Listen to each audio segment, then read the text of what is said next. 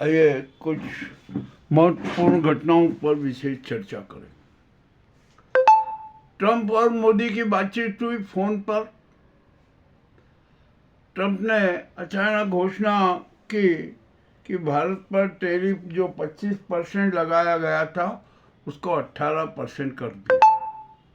अच्छा हुआ, चलो ठीक है, थोड़ा बहुत तो लाभ मिला। अब यहाँ पर मामला आता है सोने और चांदी का। अब तो सोने और चांदी के नाम से किस प्रकार लूटा जा रहा है, ठगी की जा रही है, छात्र ठगी का नाटक भी उजागर हो गया। तो जो सोने चांदी में निवेश करते हैं ना, उनको अब टोटली बंद कर देना चाहिए। विवाह समारोह में जो सोने और चांदी के जो उपहार दिए जाते हैं, रकम दी जाती है ना, उसकी बजाय अब परिवार है ना, अपनी बेटी के नाम सोने के मूल्य की एफडी उसको दे दे, ताकि क्या है कि उनकी जो पूंजी है ना वो बची रह जाएगी। और यदि ऐसा नहीं किया ना तो ये सोने चांदी के वायदा कारोबारी और ये जो छात्र ठग है ना, ये जीवन भर की कमाई खा लेंगे। अब आइए यहाँ पर बाबा रामदेव की बात करें। रामदेव के कितने उत्पादन बार बार बार बार रिजेक्ट हो रहे हैं। अरे शहद तक भी रिजेक्ट हो गया, घी तक भी रिजेक्ट हो गया, तेल तक भी रिजेक्ट हो गया। मामला बड़ा विचित्र। आखिरकार ये हो क्या रहा है इस देश में? तो बाबा रामदेव पर सरकार की विशेष मेहरबानी क्यों? वह बहुत बड़े आदमी बताए जाते हैं, राजनेता बताए जाते हैं? मामला बड़ा विचित्र है, सरकार को सोचना पड़ेगा। अब आप ये चांदी के खेल में आइए। चांदी का खेल का हम राज आपको बताते हैं। चांदी का उत्पादन बहुत कम होता है, सीमित मात्रा में होता है, और उसका उपयोग अनेक उद्योगों में होता है, अनेक स्थान पर होता है। घर परिवार जो बेचारे गरीब परिवार के भील मामा हैं, जो आदिवासी हैं, वो चांदी के हल्के फुल्के जेवर खरीद कर अपनी शोभा बढ़ा लेते हैं। परंतु मामला तो बड़ा विचित्र हो गया। जब से सौर ऊर्जा ने इसके जो नाटक शुरू हुए हैं ना, घर पर सौर ऊर्जा लगाइए, वो लगाइए, उसके नाम पर भी मामला बड़ा रोचक हो गया।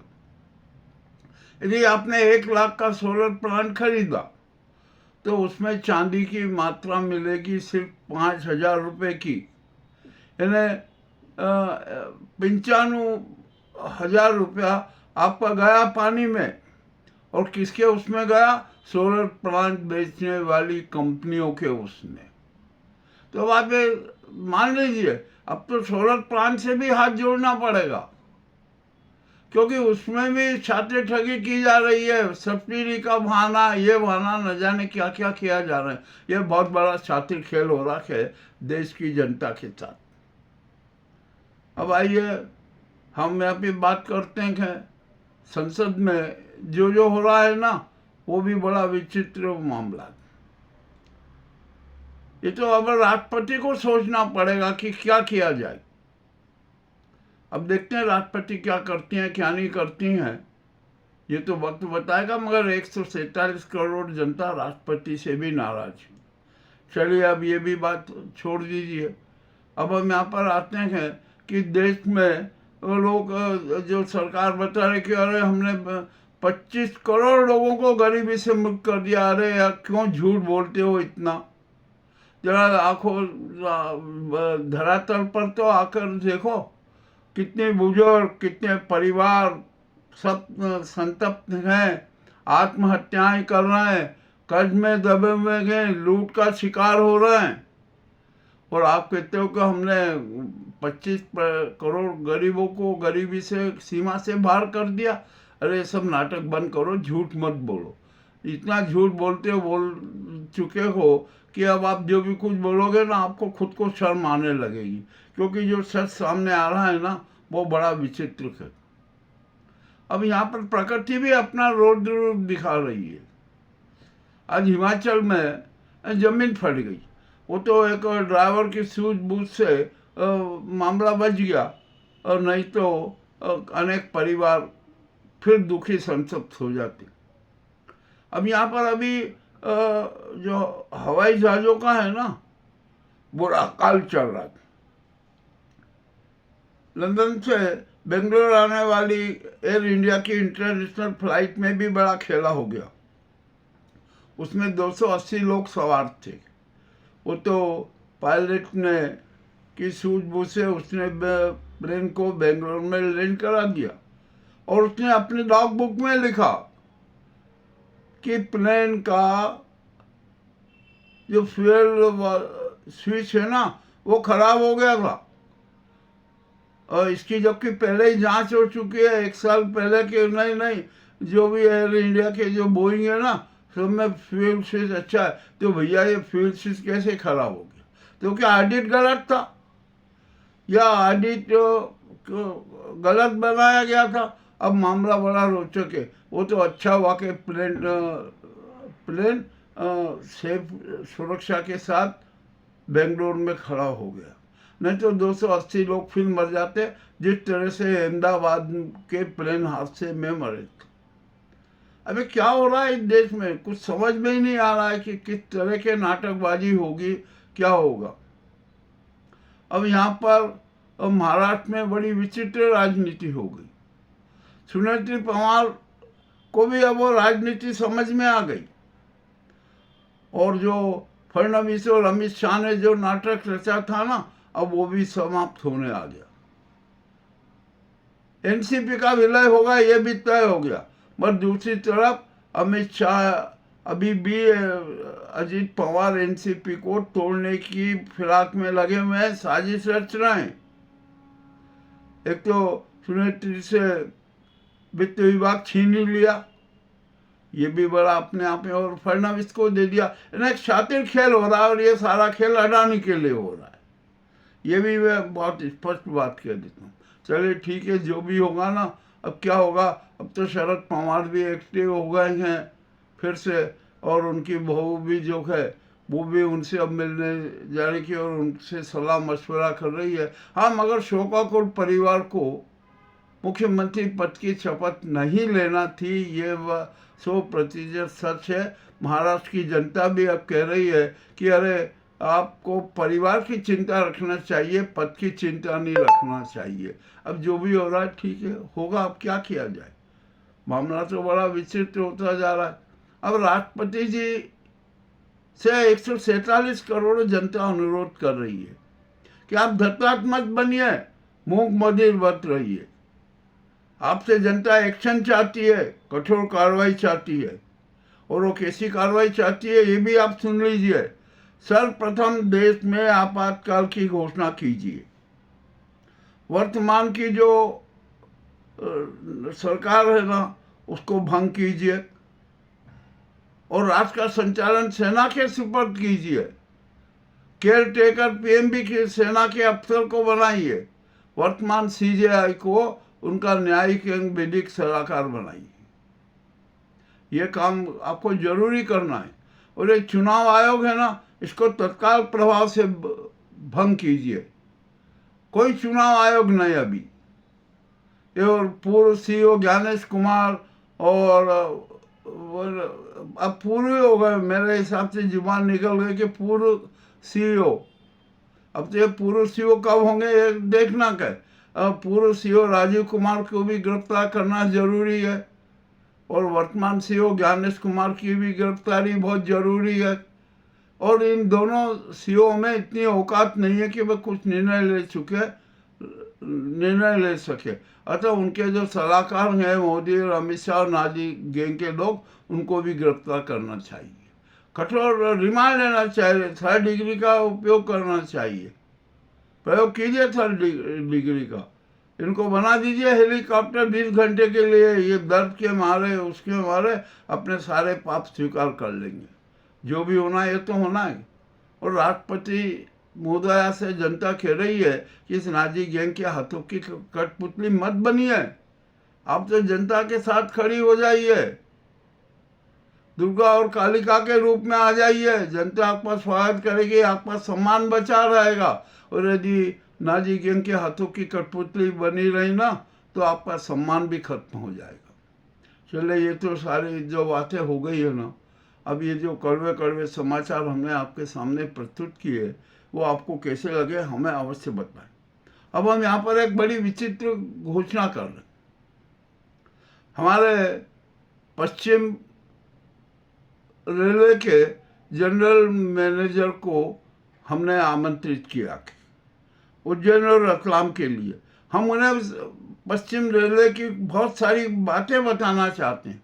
वे जब उनकी नियुक्ति हुई थी तो वे दूसरे दिन ही उज्जैन आए थे, परंतु उस समय उनको पूरा संज्ञान नहीं था, स्थिति की बात नहीं थी। और जब वो वहाँ पर मीडिया के समक्ष आए ना, तो हमारे उत्साही लालों ने अपना अपना प्रभुत्व जमा के न जाने क्या क्या सवाल कर दिए थे, जिनका उत्तर नहीं दिए। तो हमने अब राष्ट्रीय पत्रकार मोर्चा भारत की ओर से पश्चिम रेलवे के जनरल मैनेजर को रतलाम और उज्जैन के लिए आमंत्रित किया। हम वहाँ पर उनका सम्मान करेंगे और हमारे जो पश्चिम रेलवे में जो रेल की समस्याएं हैं या दूसरी अन्य समस्याएं हैं, वो उसका प्रस्तुतिकरण करेंगे और निश्चय ही सुखद परिणाम आएगा, ये हमें विश्वास है। और यदि हमारे पश्चिम रेलवे के जीएम यदि चाहे ना, तो हम सेंट्रल रेलवे के जीएम को भी उसी में आमंत्रित कर लेंगे, क्योंकि मामला सिंह 2028 का भी होना है। तो उस पर सेंट्रल रेलवे और पश्चिम रेलवे मिलकर क्या क्या सुविधाएं उपलब्ध कराएगी, इसके बारे में भी सारी चर्चा हो जाएगी और निर्णय हो जाएंगे। हम पश्चिम रेलवे के जनरल मैनेजर से तारीख का इंतजार करो। हम उन्हें आमंत्रण भी भेजना है, ये हमने सीधा आमंत्रण दिया कि हमारे रतलाम इकाई के साथी भी उन्हें आमंत्रित देंगे। और रतलाम रेल मंडल के जो नेता हैं उनसे भी चर्चा कर रहे हैं और चर्चा करेंगे कि भैया किस तरीके से क्या किया जाए। मगर जो पश्चिम रेलवे और सेंट्रल रेलवे के जीएम का जो सम्मान समारोह होगा, चर्चा होगा ना, वो सिर्फ मीडिया का कार्यक्रम रहेगा और उसमें कुछ जो जनप्रतिनिधियों को भी बुला लिया जाएगा ताकि वे अपनी अपनी समस्याएं रख सके, किस प्रकार का विकास चाहते हैं ये होता। हम आगे को बहुत नया स्वरूप प्रस्तुत करना चाहते हैं, क्योंकि जो भी समस्याएं रहती हैं ना, जनता की समस्याएं रहती हैं, वो उच्च अफसरों के सामने जाना चाहिए और आम सहमति से ही आगे के प्रारूप तैयार होना चाहिए, योजनाएं तैयार होना चाहिए। इस प्रथा का भी शुभारंभ हो जाएगा। अब हम पश्चिम रेल के जीएम को आमंत्रण तो भेज ही रहे, उसी के साथ ये आशा विश्वास करते हैं कि वे अपनी सुविधा के हिसाब से तारीख बता दें और उसके लिए कम से कम 20 दिन तो होना ही चाहिए, क्योंकि इतना बड़ा जब हम सम्मान समारोह और चर्चा का रख रहे हैं ना, तो उसके लिए हमें 20 दिन की तैयारी तो लगी जाएगी। अब ये मामला बड़ा विचित्र हो रही है। इस प्रकार का एक अनूठा कार्यक्रम हम करने जा रहे हैं। यह कार्यक्रम इतना शानदार होगा, जनहित में होगा, राष्ट्र हित में होगा, सुव्यवस्थाओं के हित में होगा और जो पश्चिम रेलवे और सेंट्रल रेलवे के यात्री है ना, उनकी सुख सुविधाओं के लिए कार्यक्रम होगा। हम सब बात करेंगे। अब मीडिया का धर्म को कोहराम मचाना नहीं है। मीडिया का धर्म तो समस्याओं की प्रस्तुति करना, उसका समाधान भी साथ में रखना और अच्छा निर्णय हो जाए, इस बात की कल्पना करना और इस बात को मूर्त रूप देना। तो वह पश्चिम रेलवे के जीएम मैनेजर जो हमारे जनरल मैनेजर साहब हैं, मैं भी उज्जैन में उनसे मिला था, किंतु वहाँ पर कोरोना के कारण ज़्यादा विशेष चर्चा नहीं होने पाई। तो हम आप चाहते हैं कि अब ये आप मीडिया और जीएम के बीच में एक अच्छी वार्ता हो, खुलकर वार्ता हो, आधे 1 घंटे की वार्ता हो, हम उनका खूब शानदार सम्मान करें, क्योंकि सिंह 2028 उज्जैन का ही नहीं पूरे देश का सवाल है। तो सेंट्रल रेलवे के जीएम भी आ जाते हैं, उनको भी आमंत्रित कर रहे हैं, तो बहुत अच्छी बात होगी, ताकि सिंह 2028 में रेल सुविधाओं का अच्छा से अच्छा विस्तार हो सके, अच्छी से अच्छी सेंट्रल रेलवे और पश्चिम रेलवे सुविधाएं दे सके। ये हमारा प्रस्ताव है, ये हमारी पहल है। अब देखते हैं कि पश्चिम रेलवे के जीएम अपनी सुविधा के हिसाब से कौन सी तारीख देते हैं। जो वो तारीख बताएंगे उसी तारीख पर हम सेंट्रल रेलवे के जीएम को भी आमंत्रित कर देंगे और उनका भी सम्मान समारोह रखेंगे और सारी विशेष चर्चाएं होगी। ये महत्वपूर्ण जो बातें मैंने आपके सामने रखी ना। और आज तो ममता ने चुनाव आयोग को और ज्ञानेश कुमार को सबक ही सिखा दिया, सरकार को भी सबक सिखा दिया। अरे उनने तो सत्य सामने रख दिया। जो 50 परिवार के जिन लोगों को उन्होंने मुर्दा बताया था ना, मृत बताया था, वे सब जिंदा हैं और सब सामने खड़े हो गए। ज्ञानेश कुमार की रूह कांप गई। चुनाव आयोग के जो अन्य जो लोग थे ना, वे भी कांप उठे कि अरे ये क्या हो गया। अब यहाँ पर होता क्या कि जो बिहार में तो नाटक हो गया, वहाँ जिस ढंग की से काम होना था ना वो नहीं हो पाया और उसका लाभ इस नाजी सरकार ने उठाया। अब वो भी मामला उजागर होगा, इसमें भी कोई दिक्कत नहीं है। और अब जो भविष्य में जो एसआईआर है ना किया जा रहा, ये भी अवैध ही माना जाएगा। अरे आप मतदाता सूची सही बनाइए, ईमानदारी से बनाइए, नैतिकता से बनाइए। आप तो भाजपा के सत्तावादी एजेंट के रूप में काम कर रहा है चुनाव आयोग। ये सबसे शर्मदायक बात है। अब जो भी होता है ना तो सबसे पहले जहाँ एसआईआर हो रहा है ना उसको रद्द कर दे। और ये सारा अधिकार सुप्रीम कोर्ट के पास में है। आज के जो घटनाक्रम को देखते हुए सुप्रीम कोर्ट को एसआईआर रद्द करने का निर्णय लेने में तनिक भी हिचक नहीं होगी। ममता जी ने प्रेस कॉन्फ्रेंस में भी बड़े गंभीर आरोप लगाए। चुनाव आयोग के कार्यालय से निकलने के बाद प्रेस कॉन्फ्रेंस में तो प्रेस के सामने से उन्होंने गंभीर आरोप लगा दिए। शर्मदायक बात है ये चुनाव आयोग के लिए और ज्ञानेश कुमार के लिए। जो भी हो रहा है ना, अब ये देश के हित में अच्छा नहीं हो रहा है। अब तो यहाँ पर देश में राष्ट्रपति शासन की जरूरत है। ये राष्ट्र का संचालन ये मोदी सरकार नहीं कर पा रही और उसके बस का भी नहीं है। सब तरफ से इन्होंने देश को तबाह कर दिया कि मामला बड़ा बची। आज जब संसद में हुआ ना तो मोदी और अमित शाह भाग गए, नहीं आए दूसरे सेशन में। और किसी को भी चाहे जिसको चाहे जैसे बोलने के लिए खड़ा कर दिया। एक बेंगलोर के सांसद ने वही पुरानी घिसी पिटी बातें कही। मुझे तो ऐसा लगता है कि उस सांसद को स्क्रिप्ट भी तो पीएमओ ने लिख के दी, इसे नाजी गैंग की सरकार के चेहरों ने लिख के दी। तो अब क्या किया जाए यहाँ पर? अपने पापों को छुपाने के लिए किस प्रकार के नाटक किए जा रहे हैं, ये अति शर्मदायक बात।